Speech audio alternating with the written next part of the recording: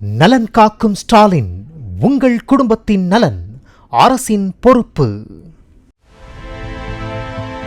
மலையாள திரைப்பட நடிகர்கள் சங்கத்தின் முதல் பெண் தலைவராக நடிகை ஸ்வேதா மேனன் தேர்வு செய்யப்பட்டிருக்கிறார். கடந்த ஆண்டில் கேரள நடிகைகளுக்கு ஏற்பட்ட பாலியல் துன்புறுத்தல்கள் தொடர்பாக ஹேமா கமிட்டியின் சர்ச்சைக்குரிய அறிக்கை வெளியானதை தொடர்ந்து நடிகர்கள் சங்கத்தின் தலைவராக இருந்த மோகன்லால் ராஜினாமா செய்தார். இதைத் தொடர்ந்து நேற்று நடந்த தேர்தலில் தேவன் என்பவரை எதிர்த்து ஸ்வேதா மேனன் தலைவர் பதவிக்கு போட்டியிட்டு வெற்றி பெற்றுள்ளார். 31 ஆண்டு கால மலையாள நடிகர் சங்க வரலாற்றில் முதன்முறையாக பெண் ஒருவர் தலைவராக தேர்ந்தெடுக்கப்பட்டிருக்கிறார். ஸ்வேதா மேனனுக்கு திரை உலகினர் பலரும் வாழ்த்துக்களை தெரிவித்து வருகிறார்கள்.